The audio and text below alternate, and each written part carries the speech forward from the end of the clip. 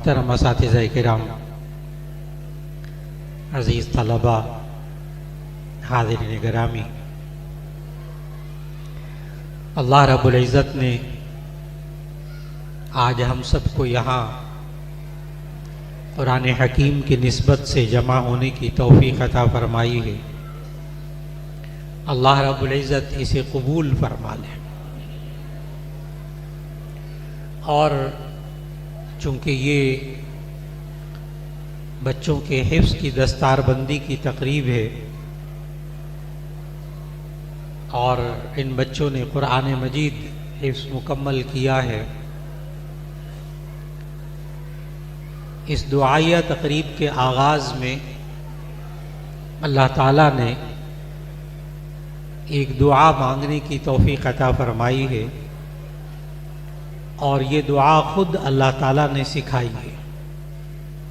सूरतुल फ़ुरक़ान के आखिर में अल्लाह ताला ने ये दुआ सिखाई है और आज हर मर्द और हर औरत के लिए ज़रूरत है ये दुआ।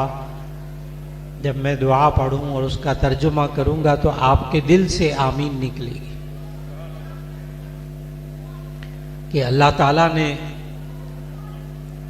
रहमान के बंदों की जो खुसूसियात बताई उनमें से एक खुसूसियत ये बताई कि वल्लज़ीन यक़ूलूना रब्बना हब लना मिन अज़वाजिना व ज़ुर्रियातिना क़ुर्रता अयुन, कि जो रहमान के बंदे होते हैं वो ये दुआ मांगते हैं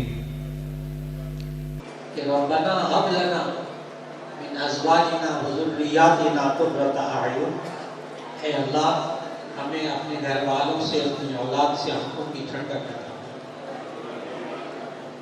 वजअलना लिलमुत्तक़ीना इमामा, और हमें परहेज़गारों का भी इमाम बना दे। आज हर घर की ज़रूरत है कि हर शख्स को अपने घर वालों से, अपनी औलाद से आंखों की ठंडक नसीब हो जाए। लेकिन मेरे अजीज़ान मोहतरम, हम सिर्फ दुआ मांगे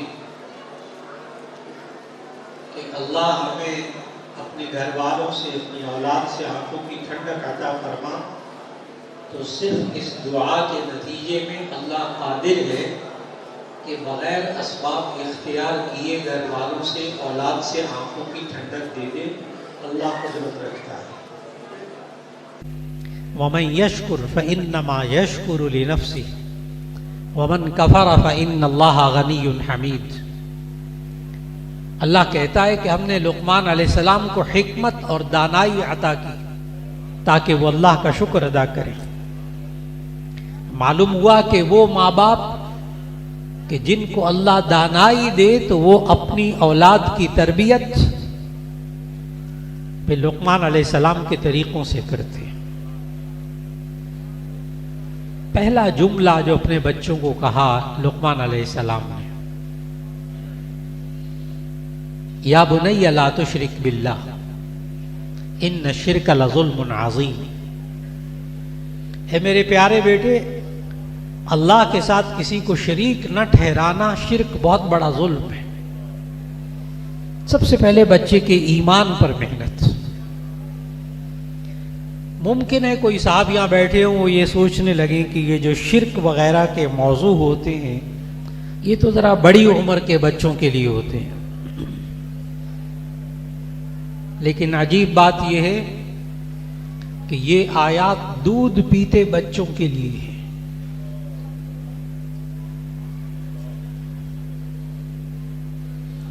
आज माएं बसा औकात अपने बच्चों को, घरों के अंदर आम रिवाज है, बच्चा दूध नहीं पीता तो बच्चे को कहते हैं तुम्हें डोगी खा जाएगा। डोगी आप समझते हैं, कुत्ता, डोगी खा जाएगा।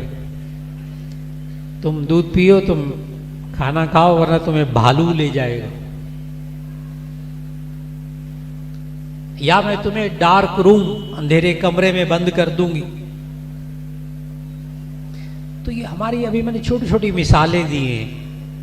हमारी आज की माएं बच्चों को अंधेरे से डराती हैं, कुत्ते से डराती हैं, भालू से डराती हैं, मखलूक से डराती हैं दूध पीते बच्चों को। नतीजा ये होता है जब ये बच्चे बड़े हो जाते हैं तो तब भी माँ चूंकि मखलूक से डराती थी तो ये बच्चे जवान होकर भी मखलूक से डरते हैं, खालिक से नहीं डरते, क्योंकि इस पर मेहनत नहीं हुई। कितनी मर्तबा किसी माँ ने अपने बच्चे को ये कहा होगा, बेटा ये दूध अल्लाह की नेमत है, नहीं पियोगे अल्लाह नाराज हो जाएगा। देखो माँ का कहना मानते हैं वरना अल्लाह नाराज हो जाएगा, अल्लाह बहुत बड़ा है, अल्लाह बहुत ताकतवर है। कितनी माएँ हैं जो अपने बच्चों को ये जुमले कहती होंगी। ये माएँ बच्चों को मखलूक से डराती हैं, खालिक से नहीं डराती। इसलिए ये बड़े होकर भी मखलूक से डरता है, खालिक से नहीं डरता। इसलिए सबसे अहम बात कि बचपन ही से बच्चों को अल्लाह के नाम से आशना कीजिए। वो अब्बा भी बोलेगा, अम्मा भी बोलेगा। क्या ये मुमकिन नहीं था कि उससे पहला लफ्ज अल्लाह निकलवाया जाता?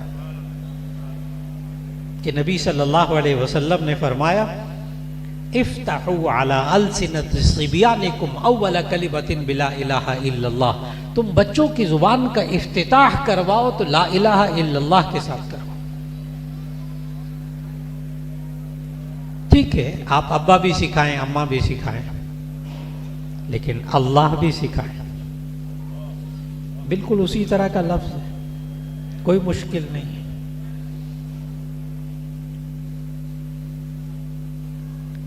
फिर उसके बाद लुक़मान अलैहिस्सलाम ने अपने बच्चों से जो तलकीन की, तरबियत की, वह वसैनल इंसान बिवालिदैहि, वालिदैन के साथ अच्छा रवैया, अच्छा सलूक करना। छोटे छोटे बच्चों और बच्चियों को सिखाइए माँ बाप के साथ अच्छा रवैया रखें। बस औकात हमसे गलती हो जाती है, छोटे बच्चों को लाड प्यार से ना हम बिगाड़ देते हैं। लाड प्यार रखें।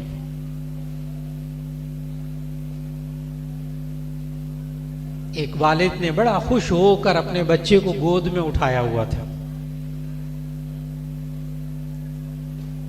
और सामने और अजीज भी मौजूद थे।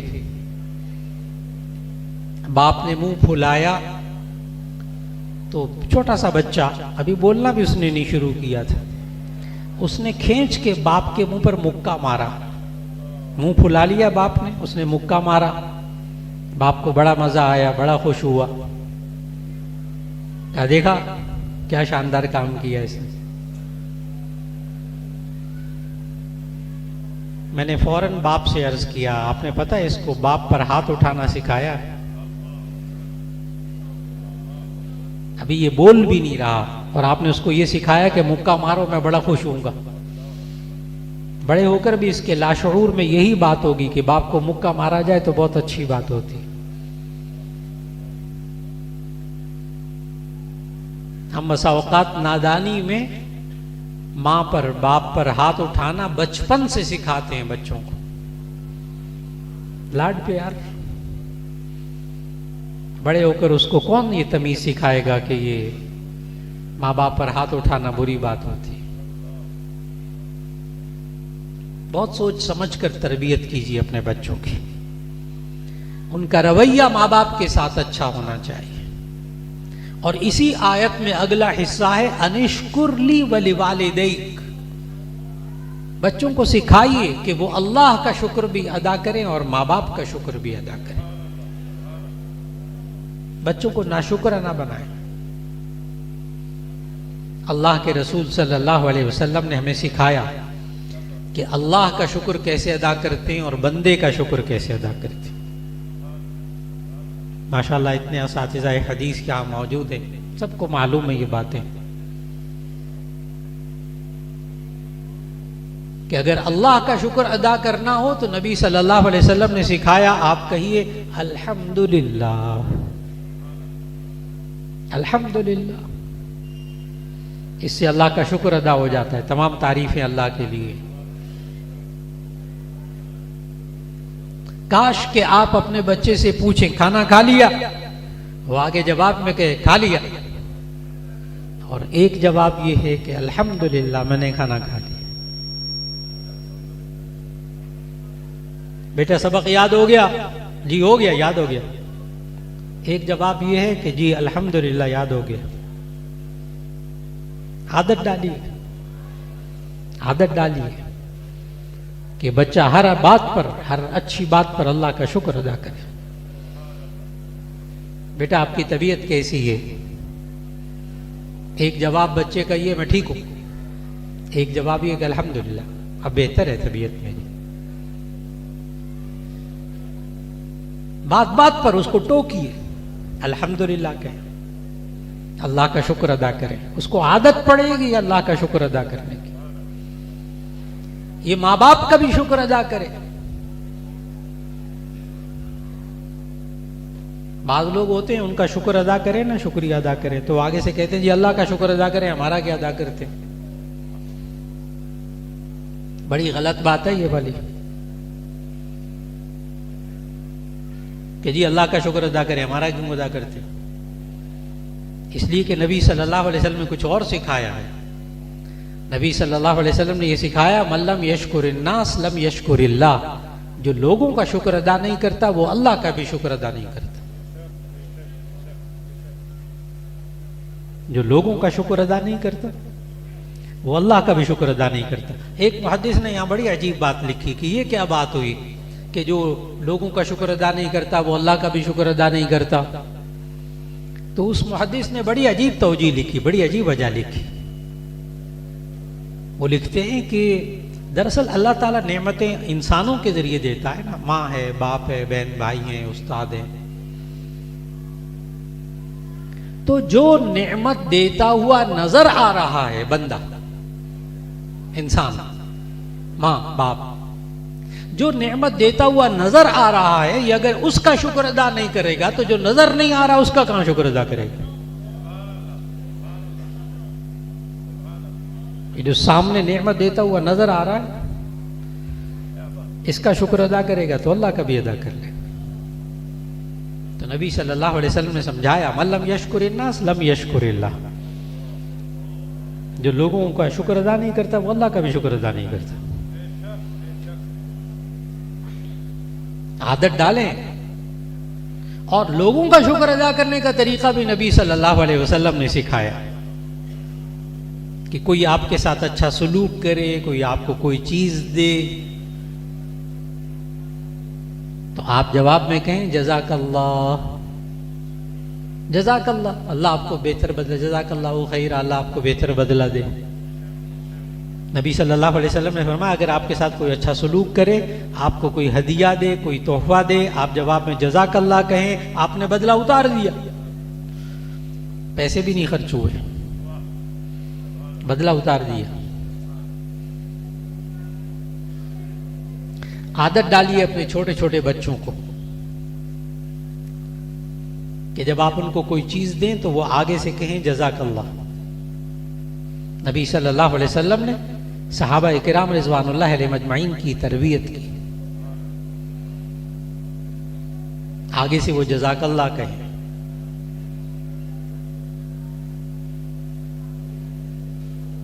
अभी मुफ्ती साहब वो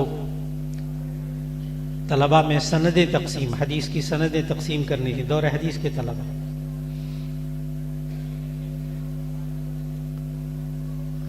तो वो 800 तालिब इल्म, अब वो सनदें तकसीम करनी शुरू की मैंने। तो पहला तालिब इल्म आया, उसको सनद दी, वो सनद लेकर जाने लगा। जो जाने लगा तो मैंने उसको रोक लिया, मैंने कहा ये वापस कर दो, मैंने कहा ये वापस कर दो। बड़ा परेशान हुआ, मैंने कहा वापस जाओ। पहला लड़का, मैंने कहा वापस जाओ। कहने लगा क्या हो गया उस्ताद जी?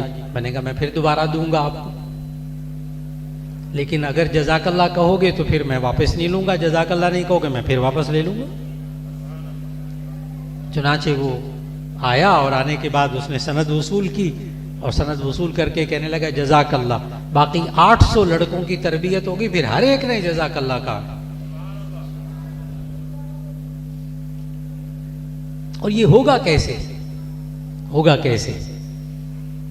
एक जगह दावत में जाना हुआ, एक घरेलू दावत थी, तो वहाँ एक साहब और उनके बच्चे सारे बैठे हुए थे। क्योंकि मैं देख रहा हूँ यहाँ बच्चों की तादाद माशाल्लाह खूब है, इसलिए मैं कोशिश कर रहा हूँ बयान ऐसा हो जो बच्चों को भी समझ में आ जाए।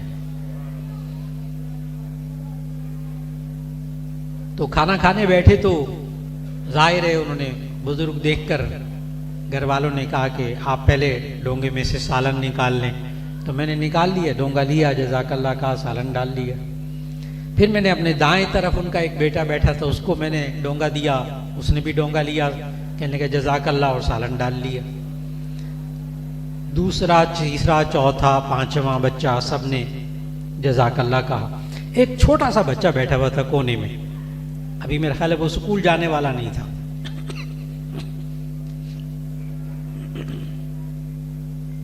तो मैंने वो कबाब की प्लेट पड़ी हुई थी, तो मैंने वो बच्चे की तरफ ना जानबूझ के, बेटा आप कबाब लें। तो बेटे ने, वो बच्चे ने कबाब लिया और कहा जज़ाकल्लाह, वो छोटे से बच्चे ने। तो मैंने फौरन बाप की तरफ मुंह करके कहा, मैंने कहा मेहनत हुई है, मेहनत हुई है। बाप समझ गया, कहने लगा कोई मेहनत नहीं हुई।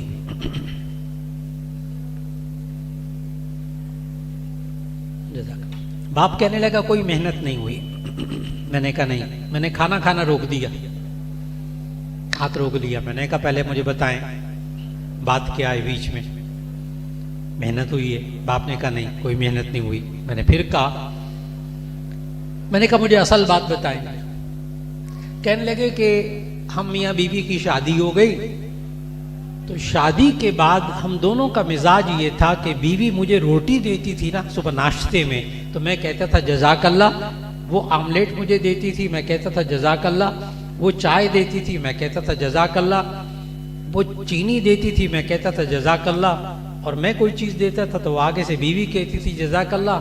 नतीजा ये हुआ कि जब हमारे यहाँ बच्चे पैदा हुए, उन्होंने देखा ये माँ बाप एक दूसरे को कहते हैं, तो बच्चों ने भी जज़ाकल्लाह कहना शुरू कर दिया। हमें एक दफा भी किसी बच्चे को नहीं कहना पड़ा। मेरा ख्याल है मेहनत समझ में आ रही होगी कि सबसे पहले माँ बाप को शुक्र की लाइन पर आना पड़ेगा।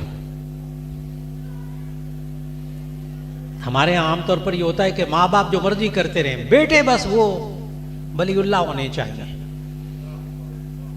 बेटे हसन बसरी और बेटी राबिया बसरिया होनी चाहिए। माँ बाप जो मर्जी करते रहे, रात 2 बजे तक मोबाइल देखते रहे, फिल्में देखते रहे, जो मर्जी करते रहे, बच्चा जो है ना वो हसन बसरी और राबिया बसरिया।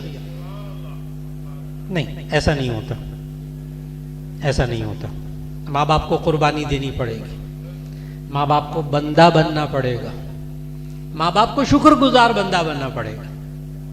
पहले वो खुद जज़ाकल्लाह कहते होंगे, बच्चे भी आगे कहेंगे।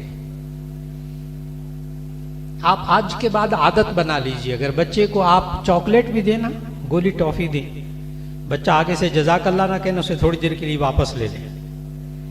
तो बेटा जज़ाकल्लाह कहोगे तो मिलेगा। माएँ आदत बना ले, बच्चों को रोटी देना, आगे से बच्चा जज़ाकल्लाह ना कहना, रोटी उठा ले वहां से, कहीं जज़ाकल्लाह कहो फिर मिले। आदत बनाइए। पता है क्या होगा, हमसे क्या गलती हुई, हमने अपने बच्चों के अंदर शुक्र नहीं पैदा किया ना, कि माँ बाप का शुक्र अदा करेंगे, ये खूबी नहीं पैदा की। तो उसकी वजह पता है फिर क्या हुआ? फिर यूं हुआ कि ये बच्चे जब बड़े हो जाते हैं, जवान हो जाते हैं, तो माँ बाप के सामने खड़े होकर कहते हैं क्या किया आपने हमारे लिए, सारे पे मट्टी डाल देते, आपने हमारे लिए क्या किया।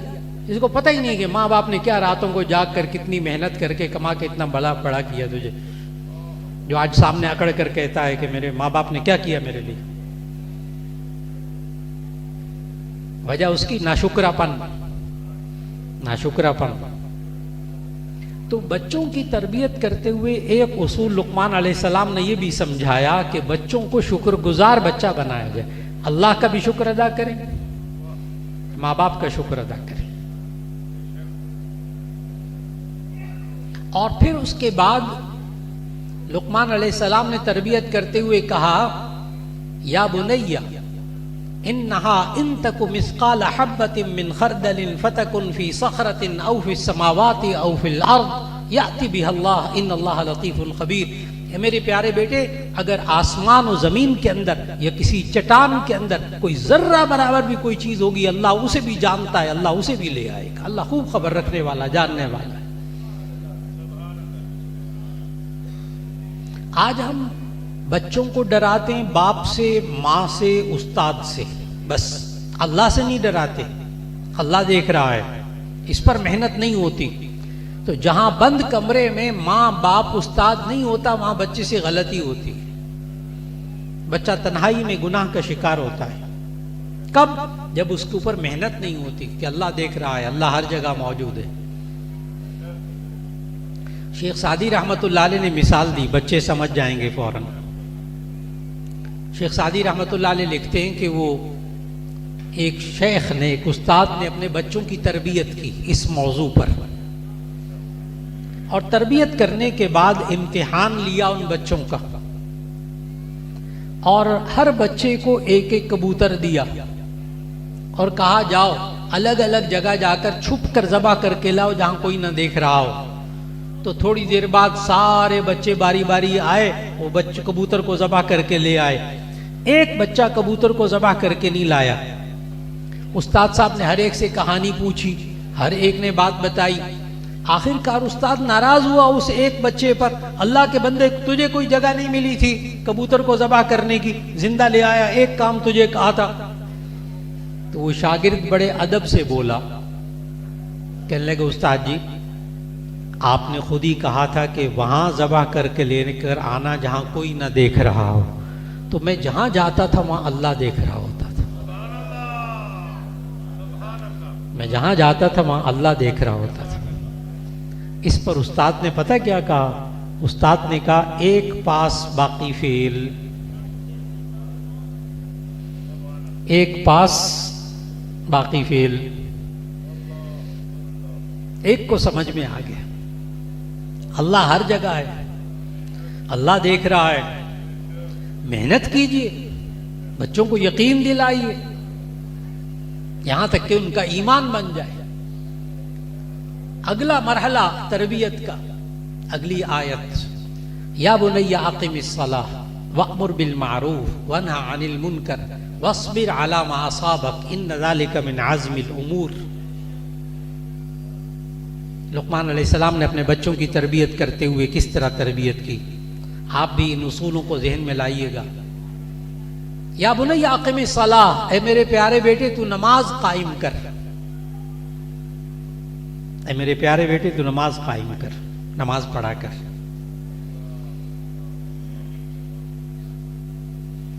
कब से कहना है ये बात नबी सल्लल्लाहु अलैहि वसल्लम ने समझाई, बुखारी शरीफ की हदीस है।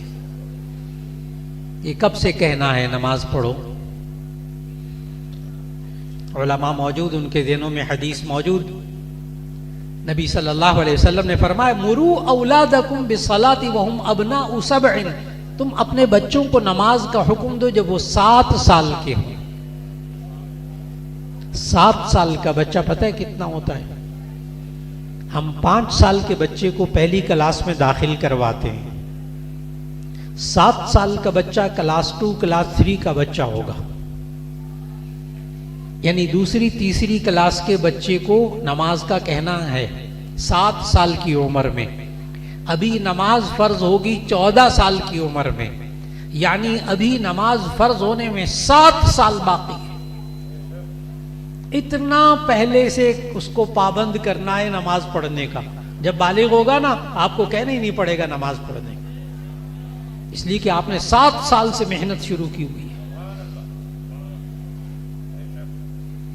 लेकिन एक बात अर्ज करूंगा आप हजरात से कि हमारी एक कमजोरी है, हमारे मुआशरे की, हमारे घरों की एक कमजोरी है कि हम जब दुनियावी काम बच्चों को सिखाते हैं तो हमारा रवैया कुछ और होता है, और जब हम बच्चों को दीन सिखाते हैं तो हमारा रवैया कुछ और होता है। ये एक बड़ी मुसीबत है हमारे घरों की। जब हमने बच्चों को नमाज पढ़ने के लिए कहना होता है ना, तो हम पता क्या कहते हैं, पढ़ो, उठो, नमाज पढ़ो, जहन्नम में जाओगे, आग में जलोगे। अब मैंने कह दिया ना डांट के, अपने ये नमाज पढ़े। अल्लाह के बंदे, ये बच्चा पहले चलता फिरता नहीं था, लेटा रहता था, फिर रिड़ने लगा। एक दिन आपने इसको सख्ती से कहा, अब तुम बड़े हो गए हो, चला फिरा करो। डांट के मौलाना मैंने एक दिन कहा, बस वो उस दिन से चल फिर रहा है। आपके सारे बच्चे इसी तरह चले थे कि आप एक दिन कहा डांट के, वो बच्चा चलने लगे। नहीं, ऐसा नहीं हुआ। पता नहीं आपने क्या क्या हरकतें की उस बच्चे के साथ। हाँ, कभी उंगली पकड़ के चलाया, कभी किसी चीज के साथ पकड़ के चलाया, कभी माँ ने, कभी बाप ने, हफ्तों मेहनत की, तब कहीं जाके वो एक दिन बगैर हाथ पकड़े चलने लग गया। तो हम कितने खुश हुए थे। सिर्फ पैदल चलाने पर हमने मेहनत की है। ये बच्चा पहले दूध पीता था, हाँ, दूध पीता था। एक दिन आपने इसके सामने रोटी सालन रखकर डांट के कहा, तुम बड़े हो गए हो, रोटी सालन खाया करो। बस उस दिन से वो खा रहा है ऐसे ही खामखा। ऐसे नहीं हुआ। आपने जब ये दूध पीता था, फिर इसको आपने खिचड़ी खिलानी शुरू की, फिर इसे आप केला खिलाना शुरू किया, फिर आप इसको आइसक्रीम खिलाते थे, नरम नरम चीजें खिलाते थे। ये बच्चे आइसक्रीम खाते हैं ना जब शुरू में, तो आपने कभी गौर किया? हाँ, आइसक्रीम कुछ नाक पे लगाता है बच्चा, कुछ इधर लगाता है, कुछ इधर लगाता है, कुछ कपड़ों पे गिराता है, थोड़ी सी मुंह में डालता है। या आइसक्रीम इस तरह खाना सीखा इन बच्चों ने। सालन भी खाता था तो आधा कपड़ों पे गिरता था, आधा मुंह में जाता था, हाथ भी खराब हो जाते थे, कुछ जमीन पे गिर जाता था। लेकिन अब माशाल्लाह 3-3 रोटियां खाता है। लेकिन आपने आहिस्ता आहिस्ता तरबियत की, खाने की तरबियत की, पानी पीने की तरबियत की, लिखने की तरबियत की। साल हा साल में उस बेचारे को लिखना आया है। लेकिन नमाज पढ़ने की जब बारी आई तो मैंने डांट के कह दिया, बस पढ़े, अब नहीं पढ़ता, फिक्र ना करे। उसके लिए भी उसी तरह तदरीजन मेहनत करनी पड़ेगी, स्टेप बाय स्टेप, दर्जा ब दर्जा, आहिस्ता आहिस्ता माहौल बनाना पड़ेगा, उसको तरतीब सिखानी पड़ेगी, खुद माँ बाप को नमाज पढ़नी पड़ेगी। बच्चा नमाज पढ़ेगा तो या बुनैया आक़िम सलाह, है मेरे प्यारे बेटे तू नमाज कायम कर। तो बच्चों को, बच्चियों को 7 साल से नमाज का पाबंद कीजिए। और आगे लुकमान अलैहिस्सलाम ने कहा अपने बच्चों को, वअमुर बिल मारूफ वन्हा अनिल मुनकर, है मेरे प्यारे बेटे लोगों को नेकी का हुक्म दे, बुराई से रोक। अमर बिल मारूफ नहीं अनिल मुनकर, कि ये बातें बच्चों को इस तरह सिखाएं कि ये बच्चे अच्छी बातें लोगों को सिखाएं, लोगों को बुरी बातों से रोकें, खुद भी रोकें। आज बहुत लोग मुझसे सवाल करते हैं कि हम इस फितने के दौर में, मीडिया के दौर में अपने बच्चों को कहां ले जाएं, क्या करें। उसका जवाब इस आयत में मौजूद है। आप बच्चों को अच्छाई और बुराई में तमीज सिखा दें। आप बच्चों को अच्छाई और बुराई में तमीज सिखा दें। बेटा ये अच्छा, ये बुरा, ये अच्छा, ये बुरा, बार बार बार बार बार बार, यहां तक कि बच्चा चीज देख कर पहचान जाए ये बुरी बात है, चीज सुनकर पहचान जाए ये बुरी बात है। अगर आपने कैफियत पैदा कर दी तो मीडिया कहीं पहुंच जाए, ये सोशल मीडिया कहीं पहुंच जाए, अल्लाह आपके बच्चों को बचा लेगा। अगर आपने अच्छाई और बुराई की तमीज सिखाई है बच्चों को। वक्त लगेगा इसके लिए। वस्बिर अला मा असाबक, अगला उसूल बच्चों की तरबियत के लिए, वस्बिर अला मा असाबक इन्न ज़ालिका मिन अज़्मिल उमूर। ऐ मेरे प्यारे बेटे तू सब्र कर। ये सब्र करना बड़ी हिम्मत के कामों में से है। ये बच्चों के अंदर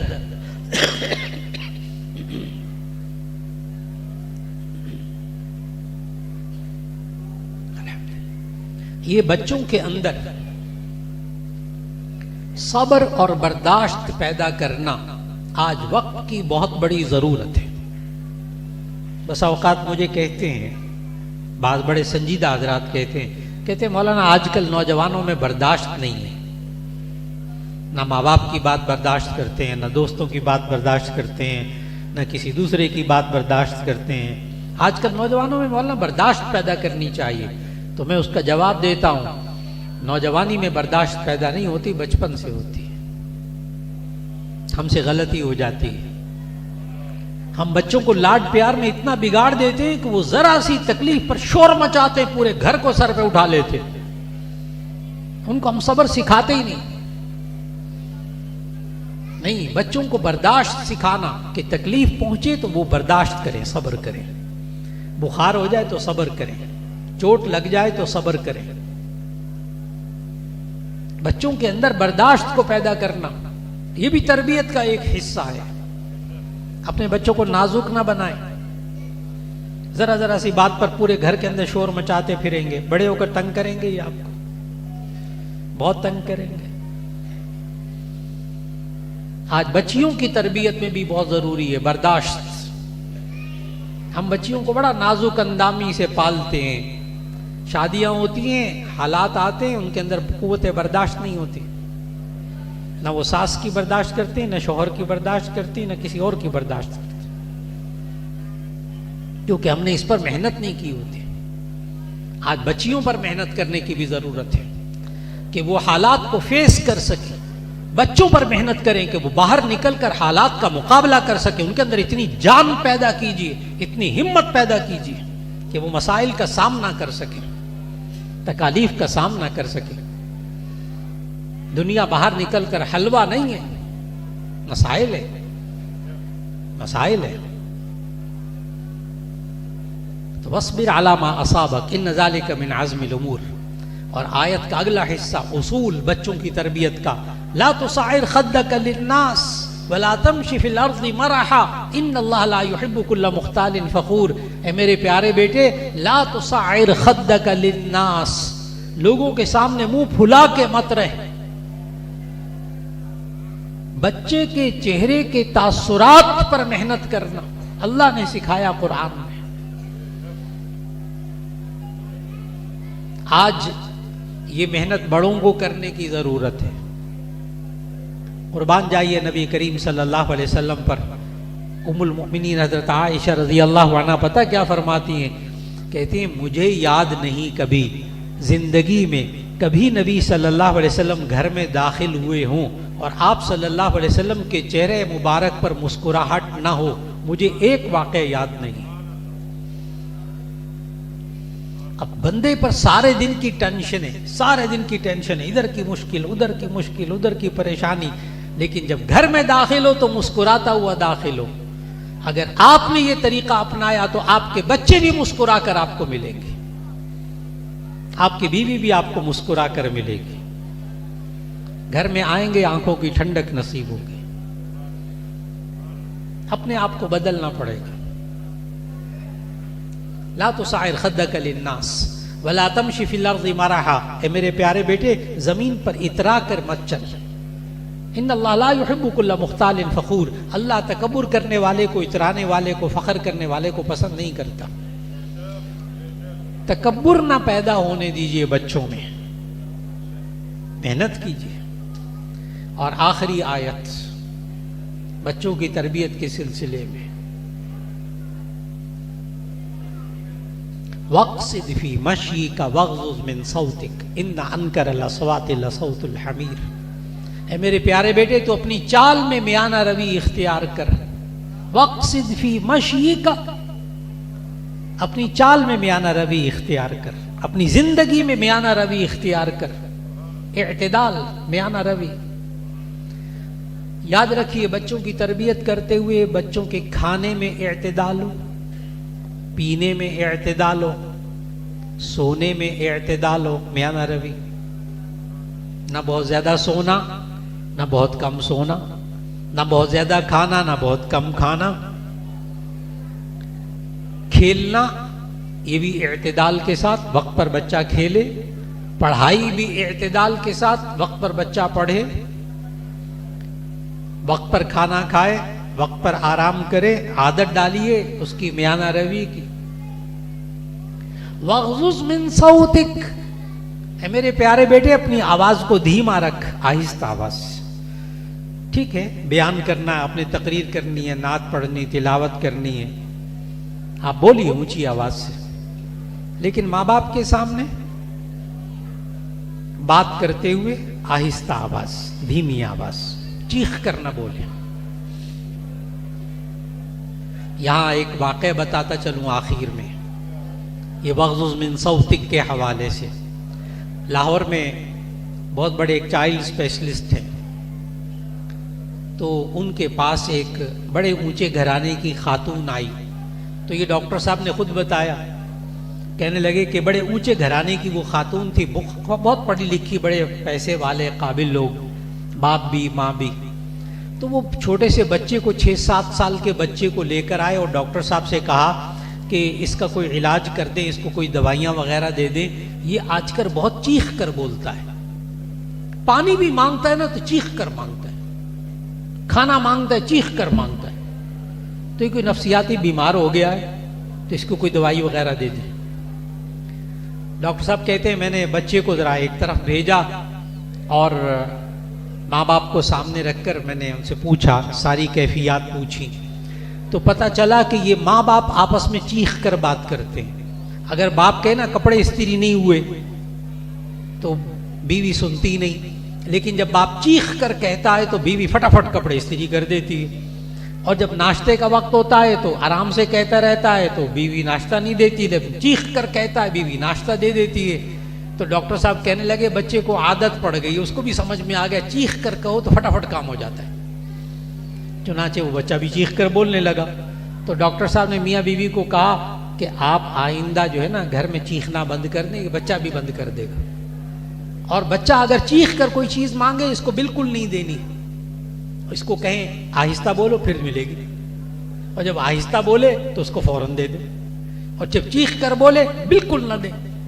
1 हफ्ते बाद बगैर दवाई के बच्चा ठीक हो गया, 1 हफ्ते बाद दवाई के बगैर बच्चा ठीक हो गया। आपके इख्तियार में है आप बच्चों की तरबियत किस तरह करते हैं। और जब जरूरत पेश आ जाए आज के बयान की कि हम कैसे वो उसूल जहन में रखें कि हम बच्चों की तरबियत कैसे करें जो अल्लाह ने कुरान में बताई, आज का मेरा मौजू यही था कि बच्चों की तरबियत के कुरानी उसूल अल्लाह ने क्या बताया, जो हमारा खालिक है हमारे बच्चों का, हमारी बच्चियों का। तो सूरह लुक़मान 2 रुकू जहन में रखिएगा, सूरह लुक़मान रुकू नंबर 2, इसका तर्जुमा पढ़िए, आज का पूरा बयान आपको फिर दोबारा समझ में आ जाएगा। और उन उसूलों के मुताबिक बच्चों की तरबियत कीजिए। एक बार फिर आखिर में अर्ज करूंगा, अगर आपने इन कुरानी उसूलों के मुताबिक तरबियत की अपनी औलाद की, तो फिर दुआ फिर दोबारा मांग लीजिए, वो पहले वाली बिल्कुल शुरू में जो दुआ मांगी थी, रब्बना हब लना मिन अज़वाजिना व ज़ुर्रियातिना क़ुर्रत आयुन, ऐ अल्लाह हमें अपने घर वालों से, अपनी औलाद से आंखों की ठंडक अता फरमा। अल्लाह रब्बुल इज़्ज़त जामे अली अल मुर्तज़ा करमल्लाहु वजहहू के तमाम असातिज़ा किराम को, तमाम तलबा को बहुत मुबारक फरमाए। और यकीनन यहाँ इन इदारों में, मदारिस में इन्हीं उसूलों के मुताबिक ये असातिज़ा तरबियत करते हैं। अल्लाह ताला जितने बच्चों ने हिफ्ज़ मुकम्मल किया, अल्लाह उनकी ज़िंदगियों में बरकत नसीब फरमाए, आप हजरात के बैठने को कबूल फरमाए, और अल्लाह हर एक के बच्चे और बच्ची के नसीब को अच्छा फरमा दे, नसीब अच्छे फरमा दे। व आखिर दावाना अनिल हम्दुलिल्लाहि रब्बिल आलमीन।